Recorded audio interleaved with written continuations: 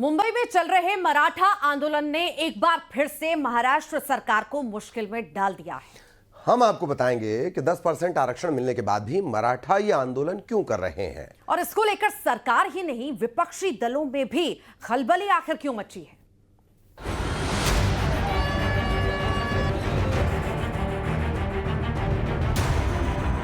महाराष्ट्र में मराठा आरक्षण पर रण जारी है। एक तरफ मुंबई के आजाद मैदान पार्क में आज चौथे दिन भी मराठा आरक्षण आंदोलन की अगुवाई कर रहे रणक्षण मनोज जरांगे पाटिल का अनशन जारी रहा। दूसरी तरफ आंदोलन को देखते हुए महाराष्ट्र सरकार ने आज एक बड़ी बैठक भी की, जिसमें महाराष्ट्र के मुख्यमंत्री देवेंद्र फडणवीस और दोनों डिप्टी सीएम शामिल हुए। उधर इस मुद्दे पर अब आंदोलनकारियों को राजनीतिक समर्थन भी मिलना शुरू हो चुका है। कई दलों के नेता आजाद मैदान पहुंच रहे हैं और मनोज जरांगे पाटिल से मिलकर अपना समर्थन दे रहे हैं। वहीं इस मुद्दे पर अब मराठा वर्सेस ओबीसी की राजनीति भी शुरू हो गई है। मेरी पहले दिन से मांग है कि ये लोकतंत्र में चर्चा होनी चाहिए।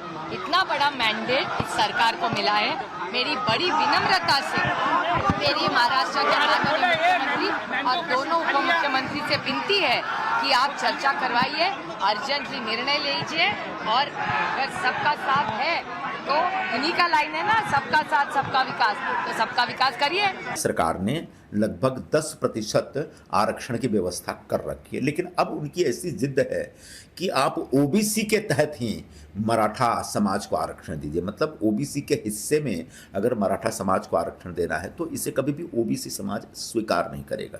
तो किसी भी समाज का हक छीन करके अपना हक मांगना, मुझे लगता है कि ये बहुत लॉजिकल नहीं है, बहुत ही तार्किक नहीं है। अब आपको बताते हैं कि आखिर पूरी कहानी है क्या और आंदोलनकारियों की मांग सरकार के लिए बड़ी चुनौती आखिर क्यों है। दरअसल मराठा आरक्षण की मांग को लेकर आंदोलन कोई पहली बार नहीं हुआ है। इससे पहले भी ऐसे आंदोलन हुए हैं और अलग अलग समय में सरकार ने आंदोलनकारियों की मांग को माना भी है। अभी पिछले साल ही चुनाव से पहले शिंदे सरकार के लिए मराठा आंदोलन बड़ी चुनौती बना था, लेकिन शिंदे सरकार ने मराठा लोगों को 10% अलग आरक्षण का विधेयक पारित करके मामले को शांत करा दिया। फिलहाल मराठों को 10% आरक्षण का लाभ मिल रहा है, लेकिन अब आंदोलनकारी इस 10% आरक्षण को ओबीसी कोटे में शामिल करने की जिद पर अड़े हैं। आंदोलनकारी जानते हैं कि पिछली सरकार में उन्हें मिला 10% आरक्षण 50% आरक्षण से अधिक है, जिसे कभी भी कोर्ट असंवैधानिक बता सकती है। इसीलिए वो चाहते हैं कि उनको ओबीसी में शामिल कर दिया जाए। ऐसा होने से वो ओबीसी को मिलने वाले 27% आरक्षण के दायरे में आ जाएंगे और उनको मिलने वाला आरक्षण स्थायी और संवैधानिक हो जाएगा। मराठों की मांग है कि सरकार सभी मराठों को कुणबी जाति का प्रमाण पत्र जारी करे ताकि वो ओबीसी में शामिल हो जाएं, क्योंकि कुणबी जाति पहले से ही ओबीसी में शामिल है।